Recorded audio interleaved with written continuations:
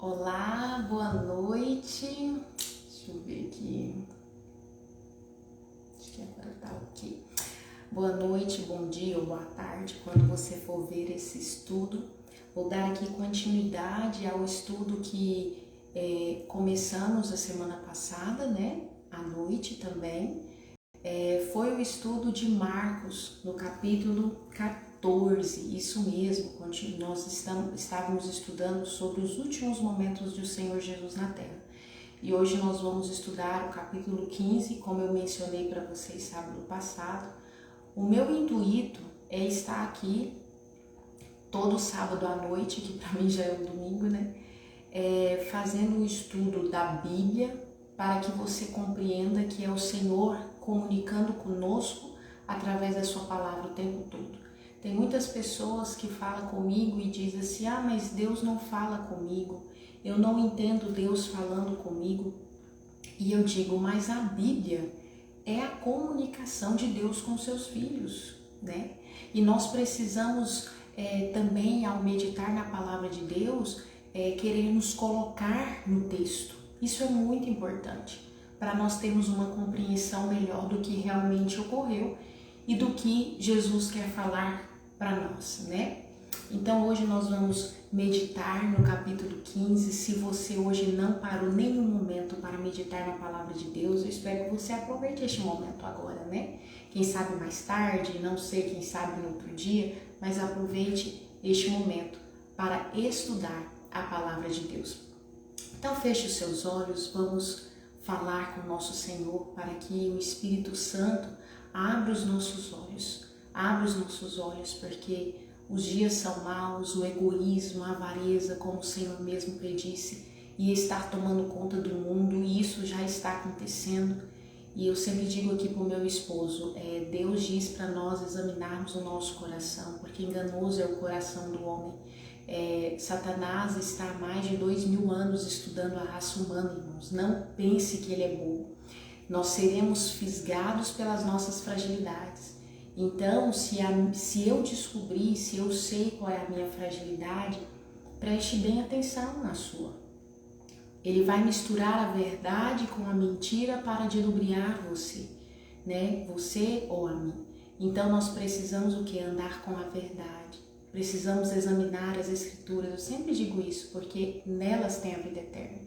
Então, não acredite no que eu digo, não acredite que o seu pastor, o seu líder religioso, sei lá quem você segue ali na internet está dizendo. Vai estudar a palavra de Deus e através de oração, o Espírito Santo de Deus vai iluminar a sua mente e vai te trazer a clareza da verdade. E você vai seguir a verdade de Deus e você vai conseguir ter um caráter transformado pelo poder do Espírito Santo que vai habitar dentro de você. Porque o reino de Cristo é transformação de mente, é transformação de caráter.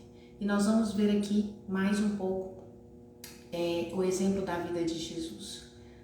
O exemplo da vida de Jesus é como nós devemos viver aqui na terra. Porque o reino dele não é daqui. E ele diz que quem quer reinar comigo, eu sempre digo isso, quem quer reinar comigo não vai reinar aí na terra, não é verdade? E nós estamos aqui nos habituando uma nova vida, como será lá no céu. Porque imagine você, né? Que a gente já vai orar. Imagine você, que eu traga você aqui para casa, mas eu só te sirva alimentos que você não tem hábito de comer. Você vai se sentir bem aqui? Com certeza que não, né? Então, eu dei o exemplo de alimento porque me veio aqui na cabeça, mas imagine qualquer comportamento seu ou meu que seja contrário àquilo que a Bíblia ensina. Gente, quando nós chegássemos no céu, se nós fôssemos levados hoje, como disse meu marido no culto, nós não conseguiríamos viver lá. Por quê? Porque estamos tão contaminados, tão avessos com as coisas de Deus, que a gente não ia querer ficar lá não. A gente ia achar lá muito chato. Então é esse trabalho que o Espírito Santo está fazendo a todos aqueles que têm clamado, que têm buscado a verdade, na simplicidade da palavra, né? Então feche seus olhos aí. e pegue a sua Bíblia, corre lá e pegue a sua Bíblia, tá? Pai poderoso de misericórdia, graças te damos, porque escolhemos parar um pouco e estudar a tua santa palavra. Que o Espírito Santo mais uma vez abra a nossa mente, abra os nossos olhos para compreender a tua palavra. Os dias são maus, mas o Senhor diz, tem de bom ânimo, eu venci o mundo. E o Senhor também prometeu que muito em breve vai vir buscar o teu povo, e nós queremos fazer parte deste povo. Então nos transforme, Espírito Santo de Deus, e nos faça andar ao exemplo de Cristo Jesus quando aqui ele esteve. Em nome dele nós te pedimos. Amém. Sabe o que eu acho muito interessante? Que nós dizemos que servimos a Cristo, mas nós não temos ele como um exemplo e regra de vida. Deus, Jesus Cristo, quando esteve aqui na terra, ele não veio ensinar ninguém a ser Deus. Ele veio ensinar o homem a ser homem.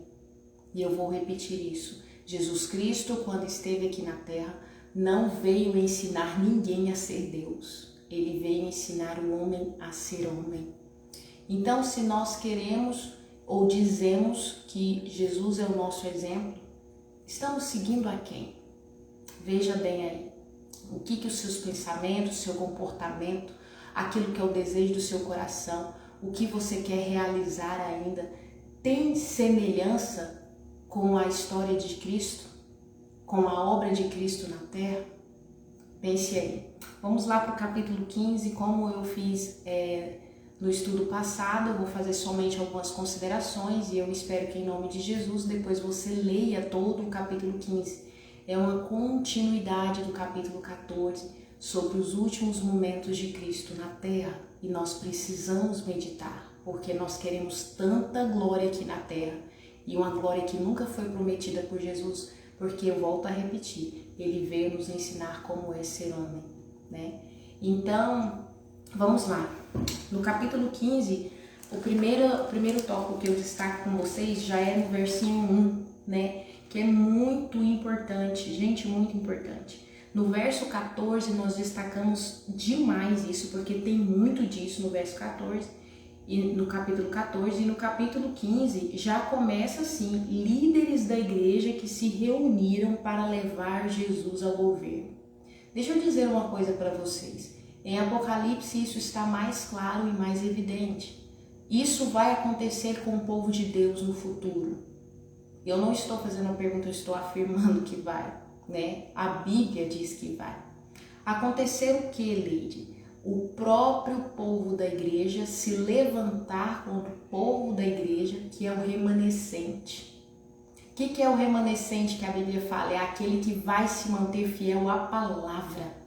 Não vai aceitar argumentos humanos, mesmo que isso venha do governo. E aí o que aconteceu aqui? Esses líderes da igreja levaram Jesus para a condenação, para o governo. Esse cara aqui está fazendo coisa que não é lícito fazer. Só que a igreja não tinha autoridade para condenar, mas a pressão do povo fazia com que o governo condenasse o cidadão. E foi o que aconteceu com Jesus, né? E no verso 2 nós vemos, eu quero destacar com vocês outro tópico muito importante, que é o que? Jesus só responde a verdade. Se vocês lerem os versos seguintes, Pilatos vai dizer assim, mas eles estão te acusando. E de um monte de coisa. Era verdade? As acusações não eram verdades. Então Jesus se calou. Mas quando Pilatos pergunta para ele, no verso 2, tu és o rei dos judeus? Ele respondeu, tu o dizes. Sim, eu sou o rei. Então, nós aprendemos aqui, eu aprendo aqui uma grande lição.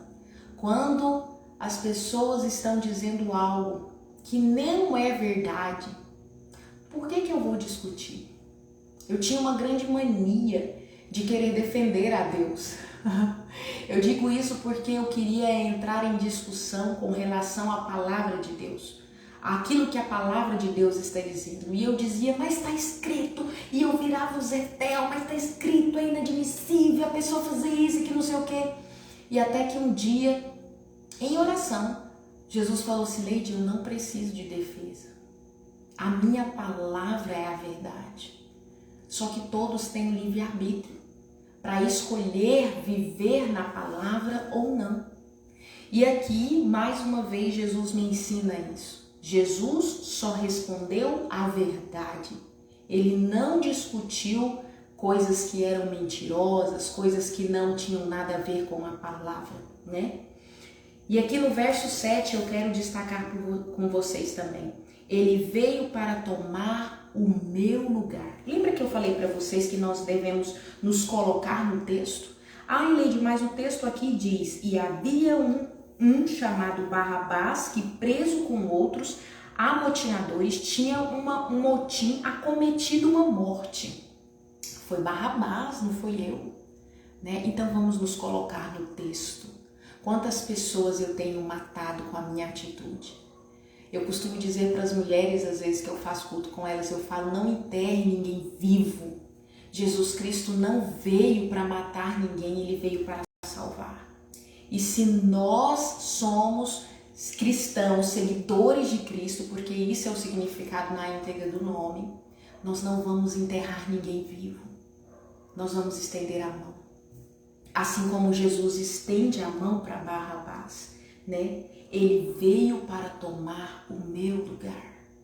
Agora imagine, se eu recebo o perdão de Deus e o amor de Deus, eu vou ter este amor e este perdão para dar. E é isso que é sobrenatural na redenção, no plano da redenção.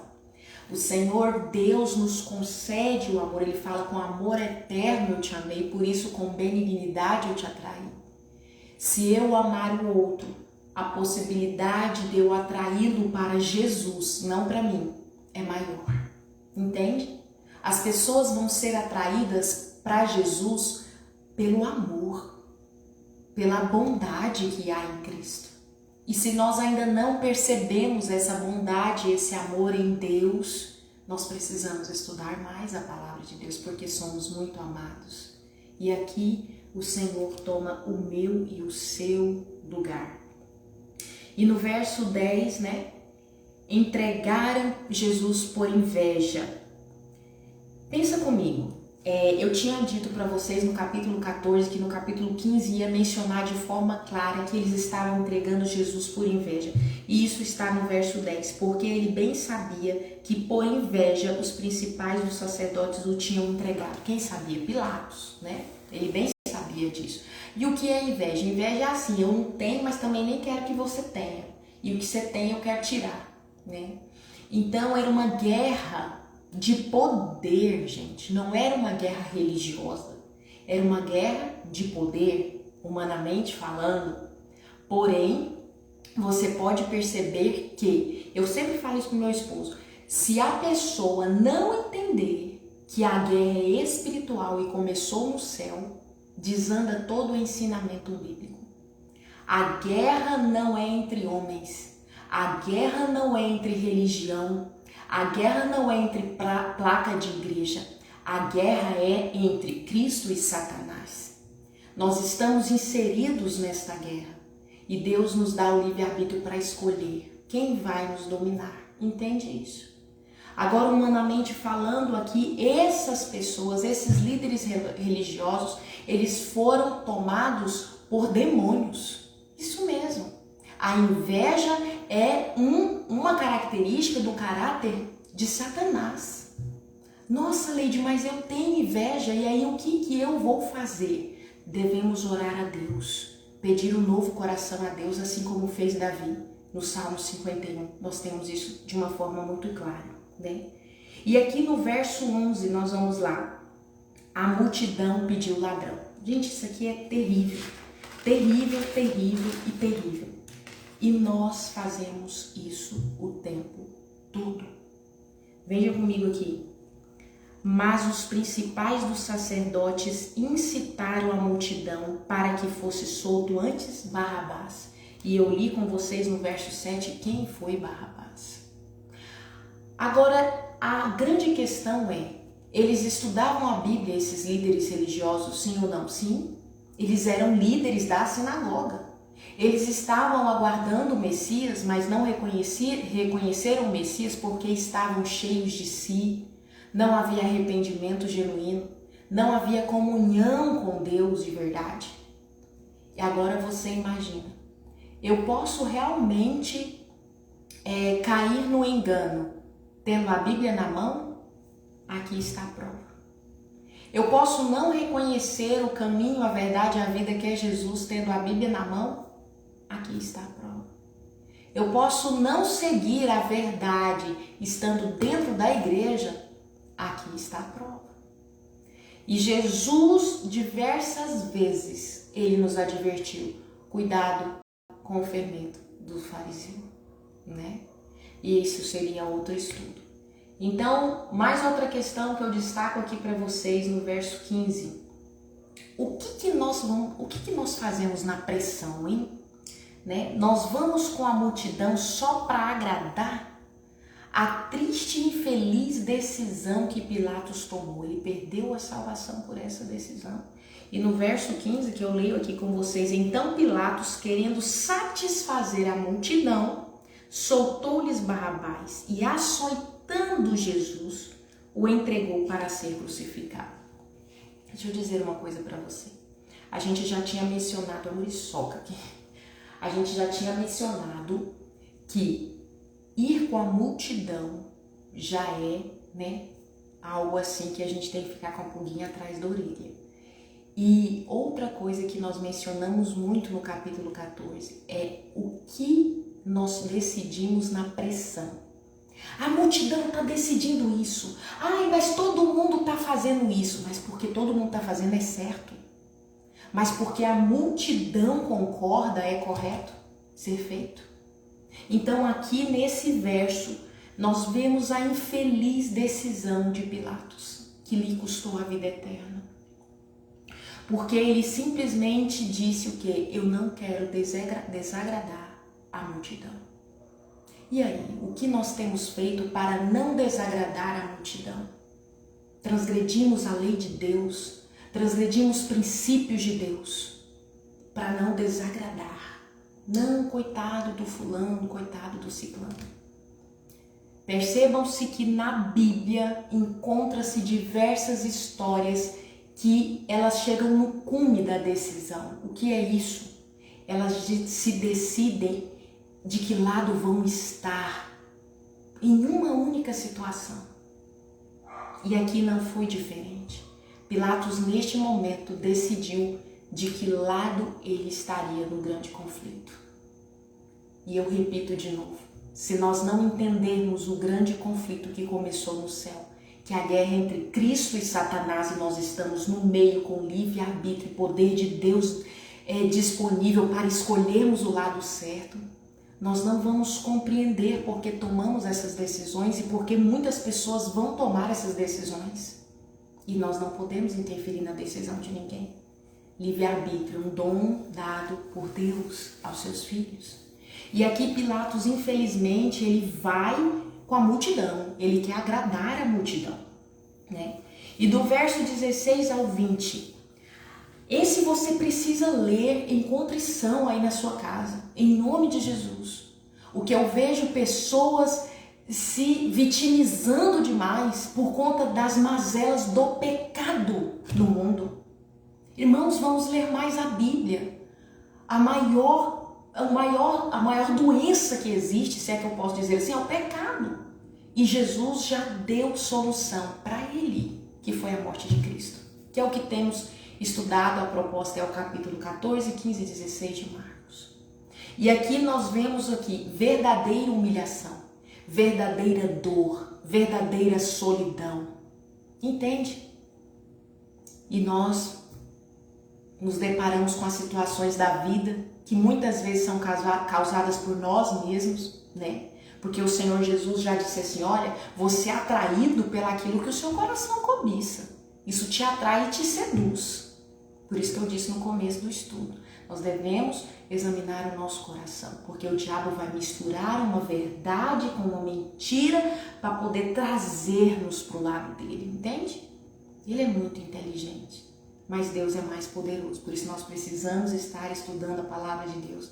Encha a sua mente, o seu coração da palavra de Deus. E aqui nesses textos que eu quero ler com você, diz bem assim, do verso 16 ao 20. E os soldados o levaram dentro da sala, que é a da audiência, e convocaram toda a corte. E vestiram-no de púrpura, e tecendo uma coroa de espinhos, lá puseram na cabeça. E começaram a saudá-lo, dizendo: Salve, Rei dos Judeus! E feriram-no na cabeça com uma cana, e cuspiram nele, e postos de joelho, o adoraram. E havendo-o escarnecido, despiram-lhe a púrpura, e o vestiram com as suas próprias vestes, e o levaram para fora, a fim de o crucificarem. Quanto tempo você passa meditando nisso aqui? Ou você passa meditando nos seus problemas que você criou? Porque não tem vigiado, porque não tem orado, porque não tem guardado, porque quer agradar a multidão, porque vai aonde todo mundo vai. O movimento agora é esse, vou fazer. O movimento agora é aquele, vou fazer. Entende? Se o nosso exemplo é Cristo, nós devemos viver como Cristo. Os ensinos de Cristo nos mostram isso. E eu volto a dizer, Cristo não veio nos ensinar a ser Deus, queridos. Cristo veio nos ensinar a ser homem. Porque nós não entendemos o que é a malignidade do pecado. Esses dias eu estava orando, com o Senhor, conversando com o Senhor, Eu até falei com meu esposo, eu estava falando a respeito de umas coisas que eu faço erradas e tal.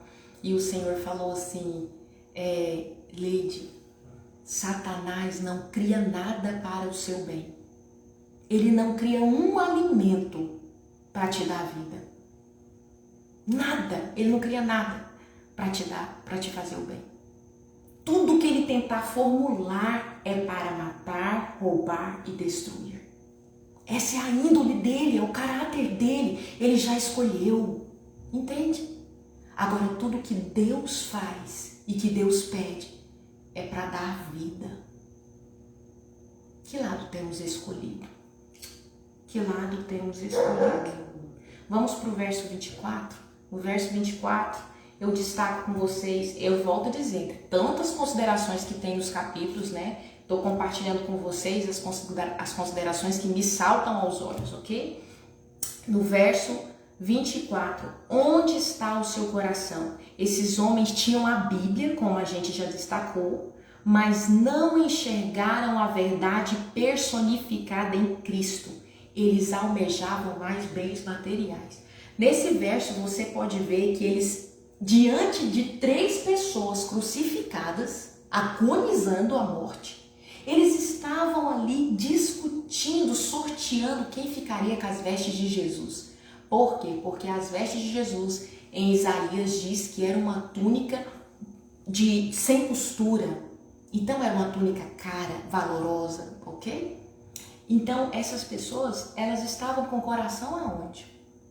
E elas tinham a Bíblia debaixo do braço, não, Elas tinham a Bíblia na mão, elas iam na igreja, elas devolviam dízimo, elas ministravam a palavra.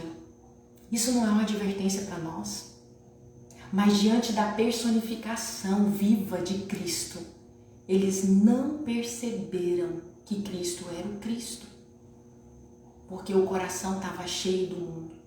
Agora há pouco mesmo eu comentei com meu esposo e quero comentar com vocês. Se nós não submetermos ao poder do Espírito Santo para mudar o nosso caráter, porque só Ele que faz isso, nós vamos morrer no deserto. O que é isso? Olha para a história de Israel. O povo que Deus tirou do Egito, Deus deu maná para eles. Deus fez água brotar da rocha. Deus fez tudo para aquele povo. Só que o que o povo queria? eu não dou conta de comer esse maná, Deus.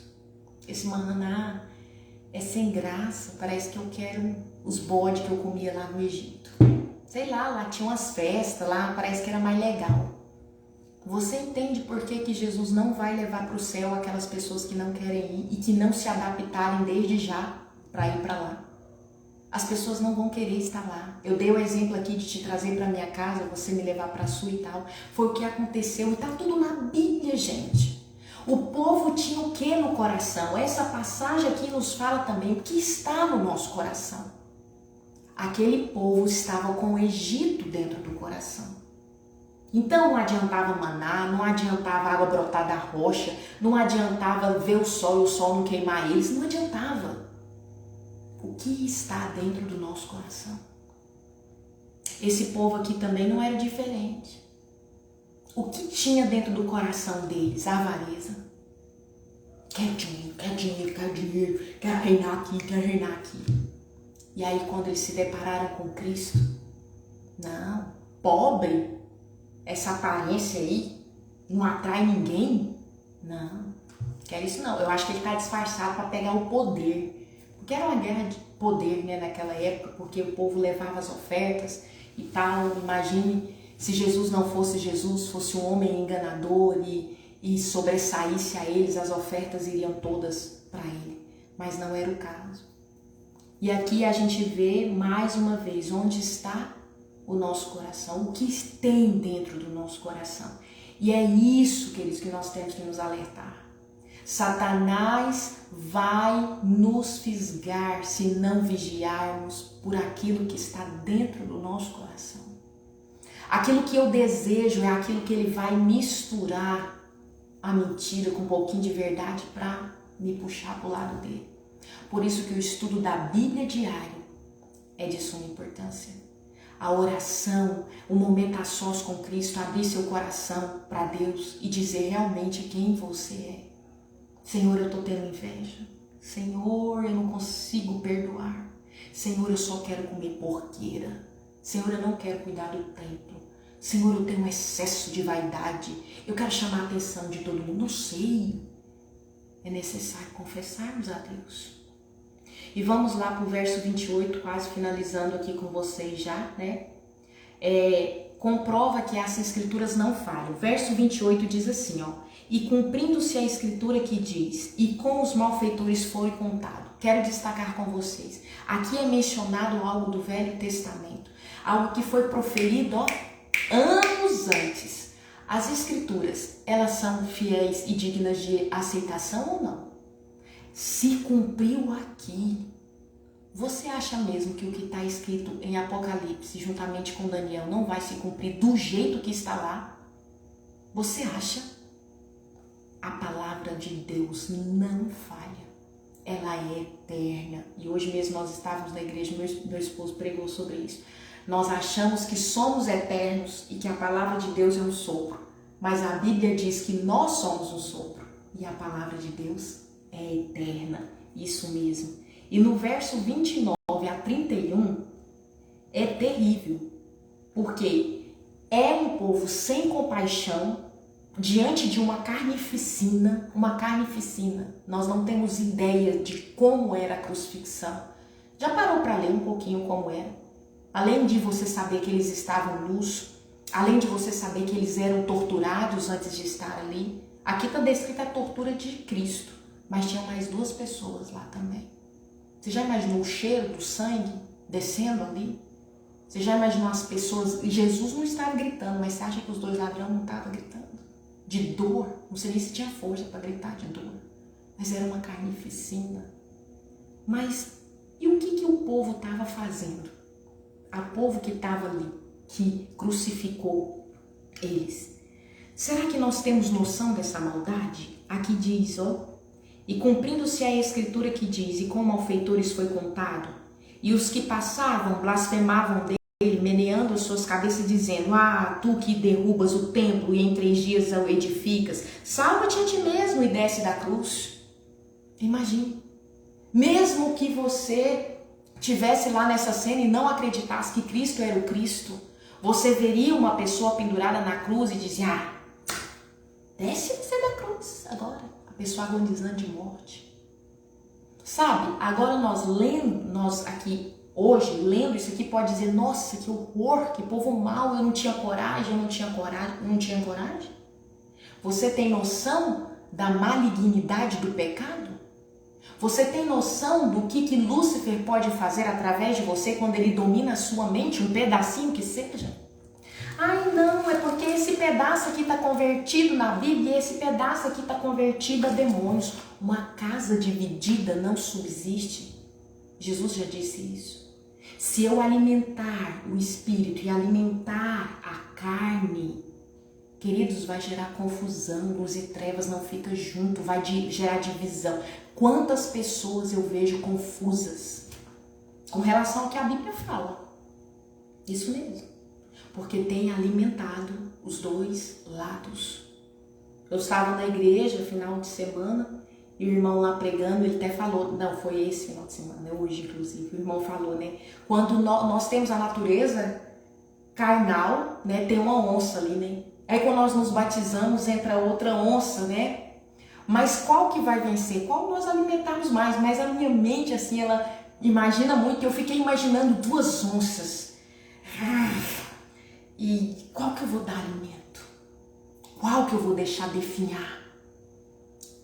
Meio a meio não vai funcionar. E a gente sabe disso claramente na palavra de Deus, né?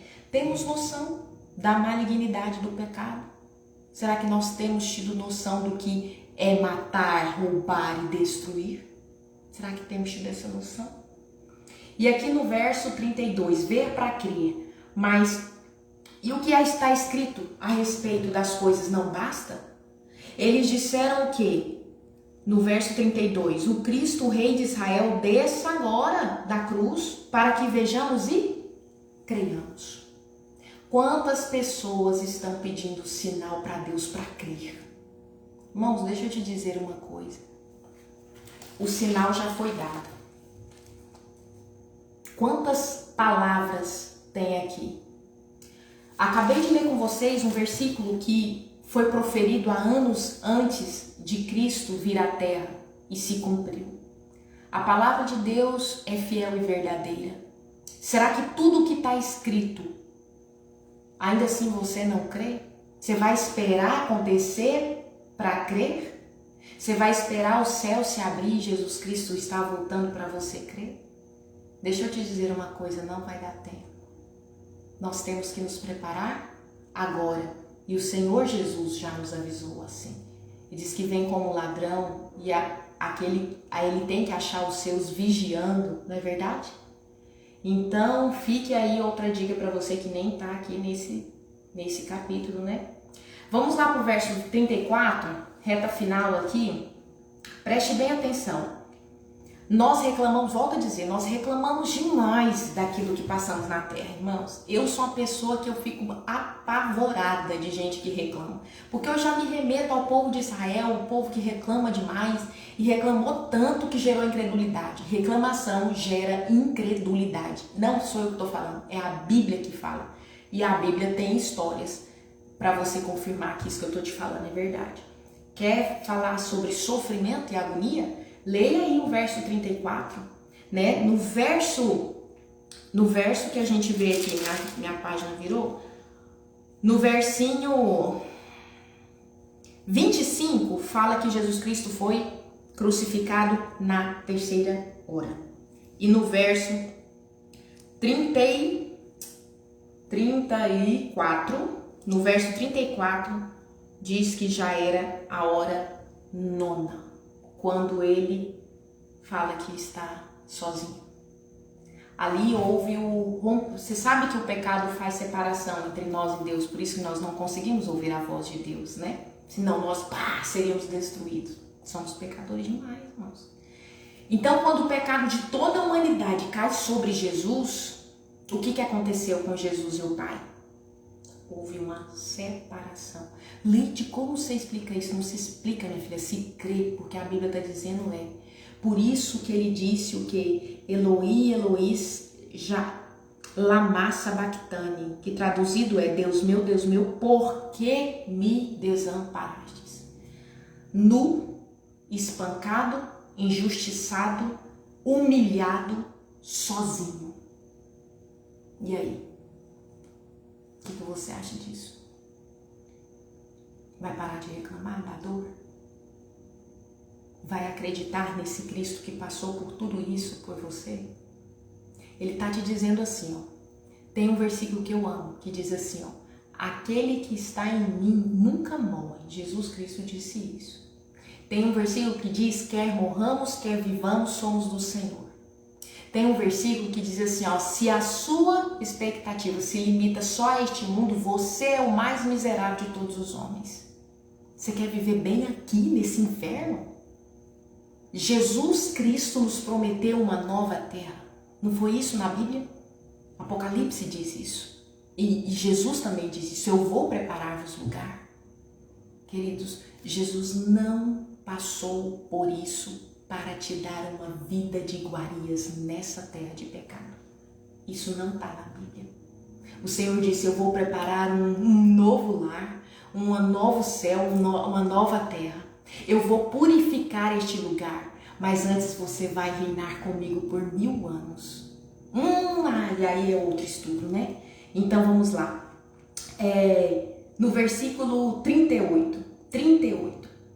É tão interessante porque a profecia do santuário, que tanto tempo era praticado pelos líderes religiosos daquela época, né? Agora estava sendo cumprida diante dos olhos dele. Leide, que profecia do santuário, gente, lá a matança dos cordeirinhos, né? Vamos lá para o Velho Testamento. Jesus fez eles praticarem tudo aquilo que ia acontecer no plano da redenção. Então, quando Jesus vem e morre, nesse versículo, o que acontece? O véu do templo se rasga, porque não era mais necessário nenhum substituto, que era o Cordeirinho. Agora, eis o Cordeiro de Deus que tira o pecado do mundo. Ele veio, ele cumpriu, ele morreu. Entende?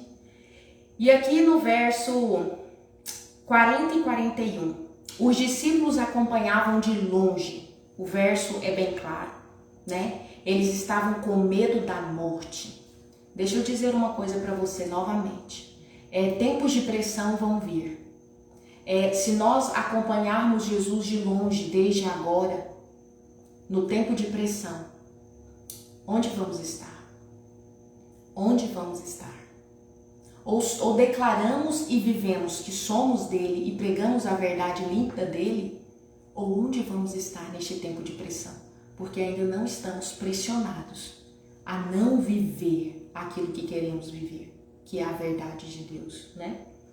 E no versículo 42, é muito lindo isso daqui. Tinha um homem que era senador, né? Um cara muito honrado, muito respeitado da época, né?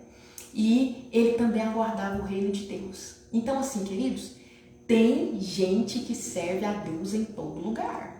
Entende? Tem uns que tá em secreto, mas logo vai se revelar, né? Porque não foi diferente com este homem. Ele se revelou e ele foi lá ousadamente, a Bíblia diz que ele foi ousadamente lá em Pilatos, né? Governador da época, e pediu o corpo de Jesus para que o corpo de Jesus não ficasse estirado lá no dia de sábado. Porque Jesus morreu numa sexta-feira. E depois nós vamos ver aí no verso 47, que as mulheres vão lá e observam onde é que vão colocar Jesus, né? E retornam para casa delas, porque elas descansaram no sábado, para no domingo voltar e embalsamar Jesus. E isso nós vamos ver esses detalhes no capítulo 16, isso mesmo. Então aqui mais uma vez, nós tiramos grandes lições extraordinárias dos últimos momentos de Jesus na Terra. Eu espero verdadeiramente que o seu coração se encha de esperança, de um Deus que foi capaz de deixar toda a glória, toda a majestade para se humilhar no meu e no seu favor. Eu espero, em nome de Jesus, que você tome consciência da malignidade do pecado. Eu e você não somos bons. Tudo que nós praticamos de bom vem de Deus, isso mesmo.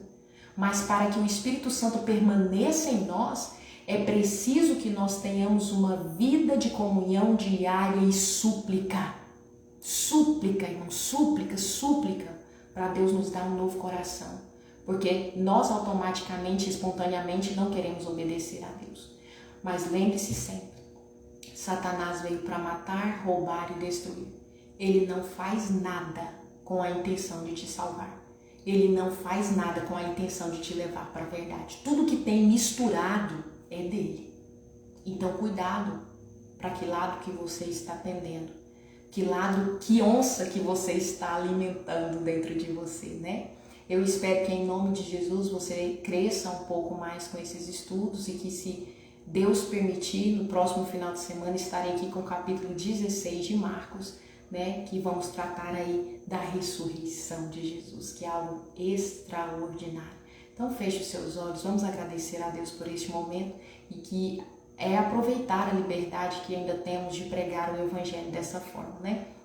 Pai poderoso de misericórdia, graças te damos, Senhor, por este momento, pelas pessoas que ainda hão de ver esse estudo, que o Espírito Santo venha agir de uma forma poderosa nas nossas mentes, para que venhamos, Senhor, reconhecer o Senhor como o único Senhor e Salvador da nossa vida, que venhamos entender que o Senhor passou por tudo isso para nos dar a oportunidade de salvação e de vida eterna. Nós te agradecemos porque ainda temos liberdade de pregar e que venhamos aproveitar, Senhor, cada segundo da nossa vida para pregar, para que o teu reino venha. E sabemos que o Senhor vai renovar tudo, como diz na tua palavra. Mas antes deste renovo aqui, desta terra cheia de miséria, o Senhor vai nos levar para morar contigo 1000 anos, e isso vai ser extraordinário. E que todos nós venhamos fazer este compromisso hoje de servir ao Senhor, custe o que custar, assim como o Senhor o fez quando aqui esteve. Nós oramos em nome de Jesus. Amém. Um cheiro para você e muito obrigada por você assistir e até mais.